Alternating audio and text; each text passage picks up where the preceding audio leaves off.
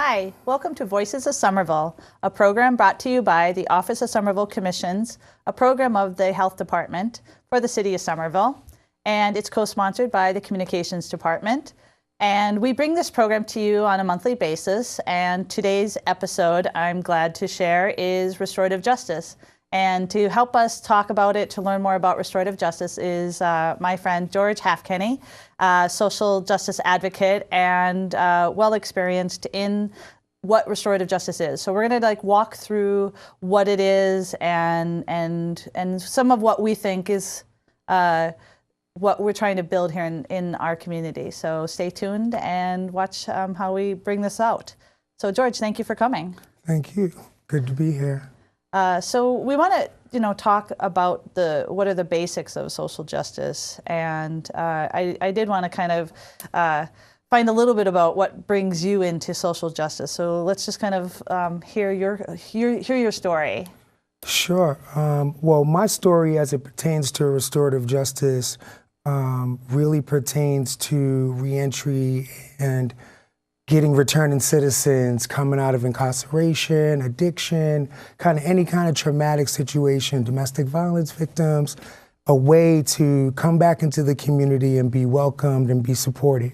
So my background comes in that, and I've been doing a lot of work in Cambridge and in Boston around the school to prison pipeline, educating students, parents, teachers, providers, as well as mass incarceration and everything that's moving with that.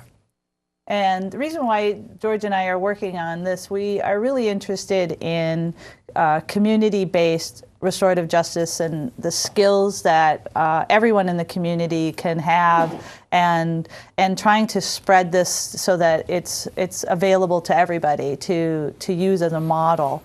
And so that's kind of really what we're interested in. And so do you have a couple examples of sometimes that you've done some restorative justice that kind of helps share what kind of Sure. Well, where are you coming from? Right. Well, restorative justice has a pretty big umbrella. It includes things like mediation, conferencing, community building circles. I'm a circle keeper and a mediator. So in those roles, I've been able to facilitate conversations with the community, whereas, I would bring them some information. A lot of it would be data-driven, the latest statistics on how many African-American and Latino boys, for example, are going to prison that come out of suspensions and that correlation. And then we want to get this information to parents and folks that aren't professionals. So how do you bridge that gap? And we found that community building circles are a great way to sort of take away the hierarchy and the authoritative sort of tone that oftentimes comes with these conversations and gives everybody an equal voice. So maybe we can kind of go deeper into what is restorative justice and what not is restorative justice. So let's kind of think about what's restorative justice and what is it not? Right. So restorative justice, if you think about it, just I guess the most popular way to look at it is the criminal justice system. So from that perspective, they would look at it like, if you crime, you break a law. And that's sort of non-restorative. And they look to ask, who did it, who's at fault, who should be punished. That's how the criminal justice system is built now. The restorative justice looks at the same issues, but they look at the fact that crime causes harm rather than breaks the law. They offer the opportunity for the offender to take accountability.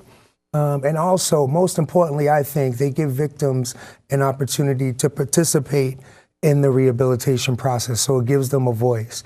And oftentimes, that's not something that happens as the criminal justice system is today, whether it be through plea agreements or just sort of this disconnect between the victim and the criminal justice system. They oftentimes don't have an opportunity to be heard, and oftentimes left still feeling victimized and not really able to have any closure.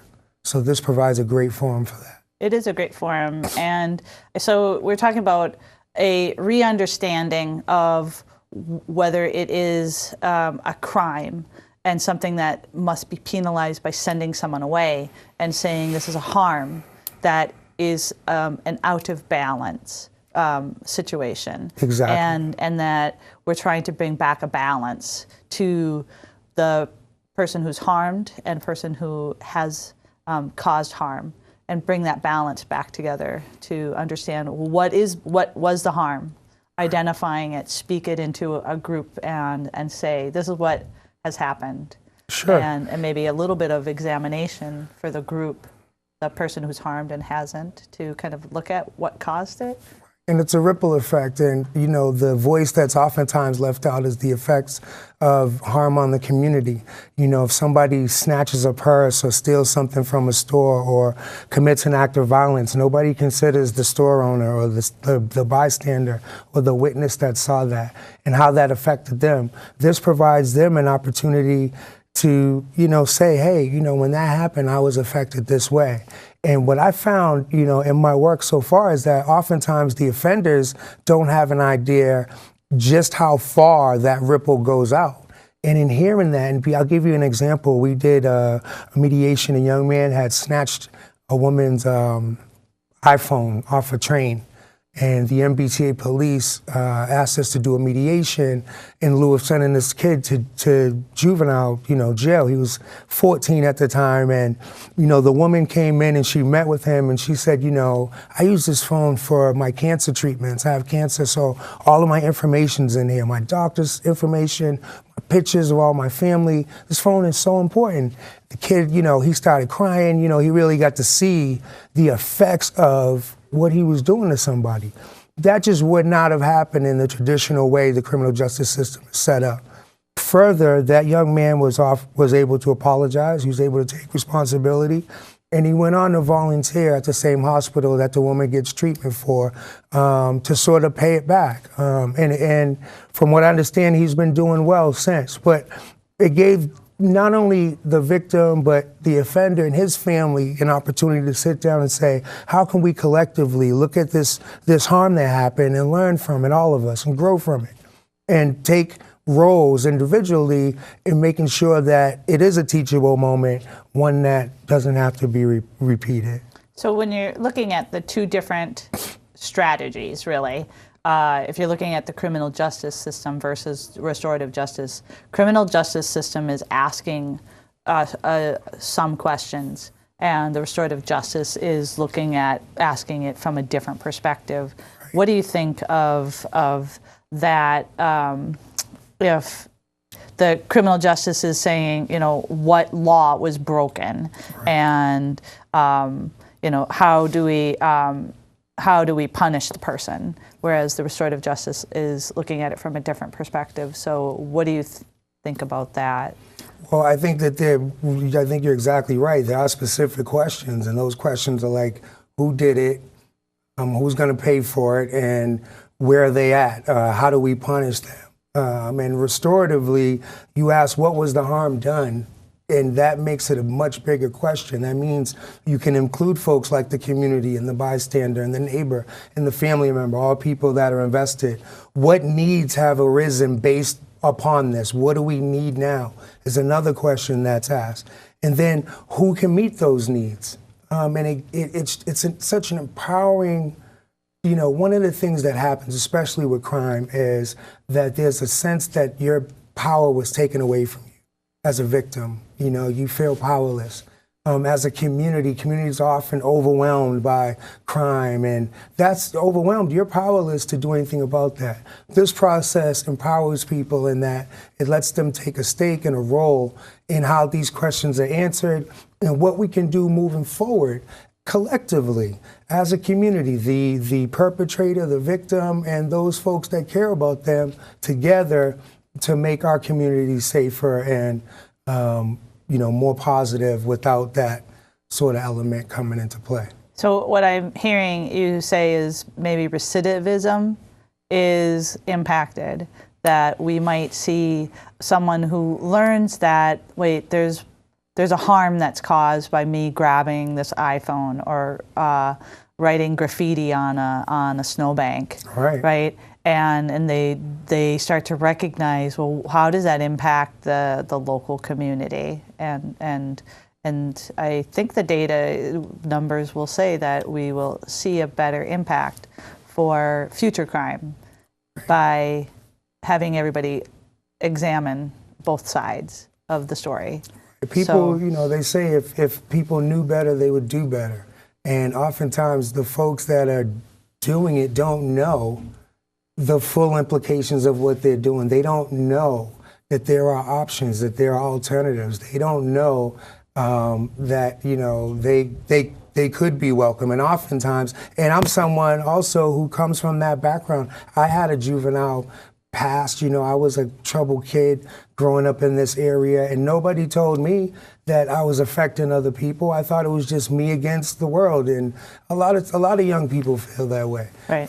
So to have folks reach out to you that aren't just saying, I'm going to punish you, but are saying, hey, this is harmful, and how can we help? How can we work together? Because we don't feel like you want to do that. And often you'd be surprised by how just that asking the one question, just that sort of changing the perspective a little bit can be so transformative for individuals and communities. So it's probably more of a storytelling process.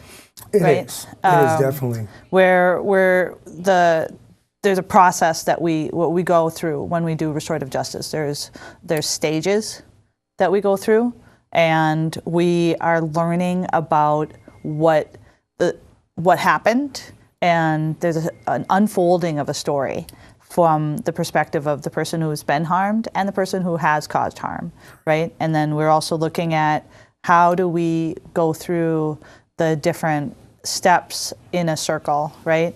So we're going from getting acquainted, building relationships, addressing the issues, and taking action. So what are the examples that you can give on that storytelling process? Just as far as, like I said, I did recently, we showed a film in Boston about mass incarceration, and the idea of it was to get folks that never worked together before, dealt with each other before, from the criminal justice system, human service providers, people who had just gotten out of prison that were at risk of recidivism, probation officers, parole, just people that would never normally be in the room together at the same time, but have the same careers, I guess, or have the same, vested interest. Now, how do you put a bunch of people like that together from different socioeconomic backgrounds, different educational backgrounds, different cultural backgrounds, and create a space where they can all feel comfortable talking together and problem solving? This provides that because, as you said, there are stages, and one of them is just to get to know you stage, just sort of general questions that everybody gets to answer, where you get to tell your story. You get to say, I'm George, and I grew up in Cambridge, and you could say, I'm Sonia, I grew up here. And in doing that, you find similarities that you didn't know were there before. So as you go deeper into that process, and then you get to the problem-solving phase, it's much more easier to solve a problem with somebody that you feel like you can relate to,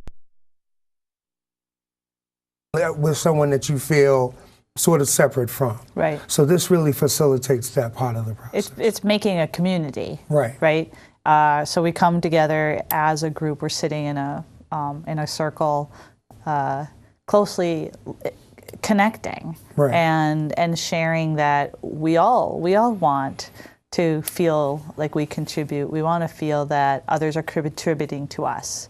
Right, and I think that's what that picture of a circle really is saying, is that we're all here. And I think that any person that has experienced harm, they want to also be invited back into the group as well, and feel that, something can happen to you, but you can come back into the circle and contribute all that you are and that experience. And that's what that circle allows, is that you are now even more informed to be a part of the process, more invested. Exactly. And this is not, some new idea. I mean, circles and restorative practices have been around forever. I mean, a lot of indigenous populations use them, Native Americans, African tribes.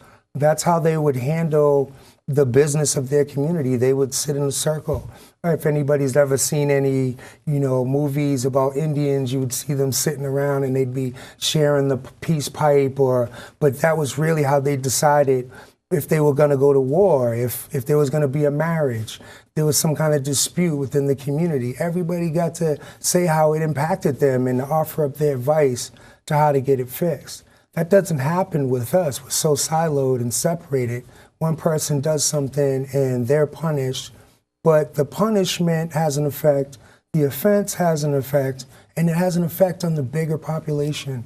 And this just gives them a voice and an opportunity. They do the circles similarly in indigenous communities and hill tribe and mountain communities in Nepal. Sure. And so in a lot of the regions, the local police force kind of bows to the local council so that they can do that. And they're evenly distributed. They have a men's council, a women's council. Nothing goes forward without the women's community also getting their investment into whatever decision is going to be made, as well as it's their community. So if there's something happening, they're involved with it. I've seen the women's circle work towards domestic violence. So they identify the problem, they get the men's community to also invest in what's the problem, what's the solution, and it's a community process as well. And they do a lot of things, including community cleanups and solving, a lot of mundane problems, a lot of routine activities, as well as, so there's that buildup of trust, community, and relationships, so that when something tragic happens or something, just a harm that is accomplished, they can start to resolve it as a group. So I think that's kind of what we're hoping that we can have here. Absolutely, right? Absolutely. So I think that in talking about like that harm and repairing harm, I think that there's like different layers of what we're talking about. We're talking about that larger issue of community building, and then you build that community. You kind of, maybe there was no community, so you have to start to build it, and then you have to maintain it, and so you keep the relationships going, keeping that dialogue going, and then if something happens, you start to repair that harm, and then you go back to maintaining.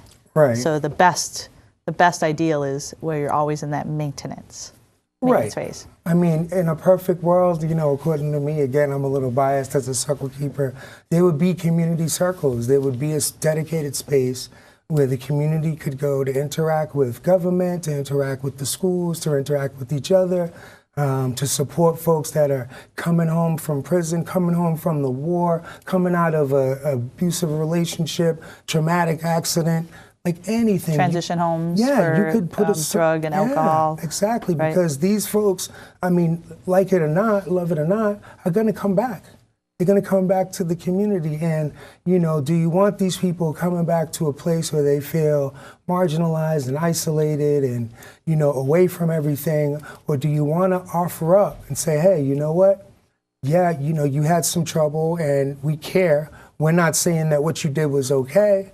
We're actually going to hold you accountable, and here's how we're willing to work with you, but we want you to come back, but here's how we are going to operate as a community. If you want to be a part of that, we'll help. It's a very different conversation than sort of you've been in trouble, now you're out, and you can't get a job, and you can't, be welcome into the community, and you're marginalized and you're labeled. Now do the best you can, or we're going to put you back. Right. It's very different. Right. But you and I aren't bleeding hearts, where we're going to be like, come on in, right. I'm going to close my eyes to any of your past. No. And it's an acknowledgement of that a person is a composite, a buildup of all that their history. That's right. And there's an expectation. Sure. Right. And holding accountable. Holding people accountable. Right. And that's it. And when you feel an investment in your community, you're going to take care of it better. You know what I mean? If you borrow, if you get a rent-a-car, for example, some people don't take care of their rent-a-cars as well as they would if they paid the money for their own car, you know? And so having that kind of investment, in your community and being able to take responsibility for the things that you've done and then offer up something, as a way of making amends and being a part of, isn't an opportunity that's afforded a lot of folks, whether they're coming out of prison or treatment for addiction or alcoholism. I know a lot of people who are coming back from alcoholism that have had a difficult time getting back into work, getting back into their families, being accepted in the community, because they've done so much damage when they were drinking. Right. But in sobriety, they're not doing that damage anymore, and they want to do something. So just to provide a place for people to go and be able to have these conversations, to link up agencies and communities and governments with the one person or the one family or the one section of town that really needs it, and have that be a collective collaborative that is fluid. The one thing about this that I like is that it's not set in stone. It's very flexible in that you can take new information and infuse it into this and learn from it. You know what I mean? It's about sort of best practices and what's working in other communities like ours now, and how do we get that? Right. What's the shortest way to get that done, and have the community be involved? Now, I know that these circles can be very small, a small group of people that brings together someone who is harmed and been harmed, with some caring circle keepers and the supporters of both the harm and the harmer, right? And so you see those smaller circles, but we've seen the giant circles, right? That huge circle that takes up a gymnasium. So what's going on in that type of a circle? Well, the way I believe those kind of circles are made is that they start off with the little circles, and they might be little circles from different parts of a city. So you take, like my city, Cambridge. It's pretty split up: North Cambridge, West Cambridge, the port, the coast. They're very siloed. Everybody's Cambridge, but they're very siloed in how they manage things. So, for example, you could have circles in each one of those towns and then have a huge circle with everybody coming together to talk about how they can collectively do things. But if your own house isn't in order, it's very difficult to go out and,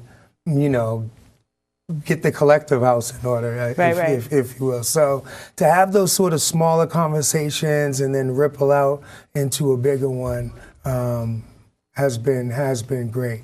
But with the big circle too, usually if you're gonna have a circle, you don't want any more than 10 to 15 people per circle keeper there. Right. Otherwise, it just gets too big, and we can kind of get lost on what the 27th person said versus what the first person said. So you want to keep it intimate. You want to keep folks engaged and involved. So you build outward from that core ideal. So, like we're talking about, there's small circles and there's large circles, and I think that if you it can be, restorative justice can be a pretty big. And there's a lot of different opportunity inside there, right? Sure. So if we're looking at, what is victim reparation, communities and care, reconciliation, and offender responsibility. So there's a lot within each one of those categories. So how do we, if we're new to this, let's look at what are some of the opportunities? Because instead of saying, "But that's too complicated," right. I don't know where to start. I think right. that there's a place to think about the opportunities. Sure, and I think again, sort of, if you take sort of those different subjects and have these sort of subjects under them, it's not as complicated. Right. There's sort of a micro and a macro to this, and the beauty of it is the small things that happen in peace circles, for example, affect the larger picture of communities and reconciliation. So a peace circle could be in a school. There's mediations going on in schools right now. There's circles and diversion programs using restorative justice in juvenile courts. There's a bill in front of the Senate right now to implement restorative practices statewide in Massachusetts. So we are definitely getting to a place where people are starting to have this conversation more. And what I would suggest to the person that's new to it is that you don't have to do the big picture stuff. What you can do is see where there's a need in your community, in your office, in your home, in your job. And if there's a way to handle that restoratively, take advantage of it. And then look at how you can plug that in to the bigger picture after. In Somerville, we do have a variety of existing restorative justice examples. Sure. And then we're from the Office of Commissions and the Human Rights and the other commissions, we're talking about building more opportunity. And so we have monthly dialogue sessions. They're the immigrant police dialogue sessions that are held in the police department.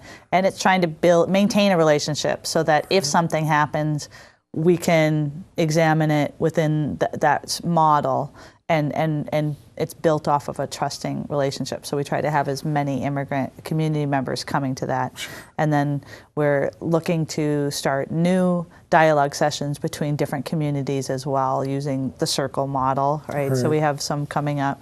And then March 6th, we're going to have our first Somerville Restorative Justice cookies and Kool-Aid gathering, right, where we're just going to come together, and anybody who's interested in restorative justice, maybe they've been doing it in their home, maybe they've been doing it in their school, that's a place for them to bring. But there's different ways here in Somerville for people who are interested to plug in, so they're always welcome to call the Office of Commissions, and you're going to be hooking into us as well and helping to be as a circle keeper. Tell me a little bit, what can we rely on from a circle keeper? What's a circle keeper do? Circle keeper, you would think that that person is the boss of the circle, but that's not it. It's just someone who's more familiar with the process. I've been trained, and you have to do a certain amount of circles to go through your training. Basically, I would just guide the conversation. We're going to come up with some things that we want to talk about in this circle in the beginning. And my job, because sometimes people because we're talking about serious stuff, they'll get off into this or that. I just gently sort of guide us back and keep the flow of the circle going, keep the circle. So I would handle the protocol of the opening and the closing, whether or not we had a centerpiece.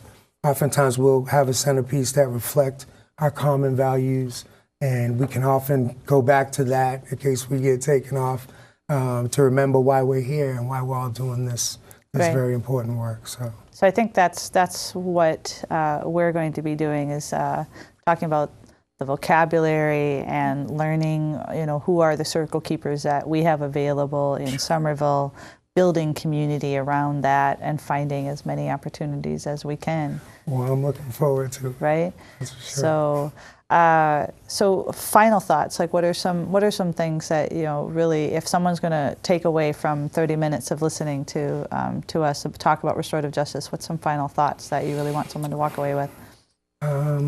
Look for opportunities, especially as it pertains to the criminal justice system in the schools. Doing the work that I've done with the school-to-prison pipeline and mass incarceration, I really feel like we can do better for our citizens, for our kids, and this is a valuable tool that could be used in that. So I would encourage people to look for opportunities in those areas. And watch the Facebook page for the Office of Somerville Commissions, because we're going to be sharing the opportunities that George presents through his community, the Schools to Prison Pipeline. You have events coming up, so we'll be announcing those on our Facebook page. When we do something inside the Somerville, we'll be also sharing those on the website. Commission meetings, the Human Rights Commission, the Multicultural Affairs, and the Women's Commission, they'll be also talking about the different opportunities as well. So there's more. There's more. All right. So, George, thank you very much. Thank you so much. I enjoyed it. This has been a really good conversation. Thank you to George Wood, Joe Constantine, and Steve DiCarlo for helping put this program together every month. And watch for us on Facebook and YouTube, and come to our meetings. So thanks for joining us. See you next time.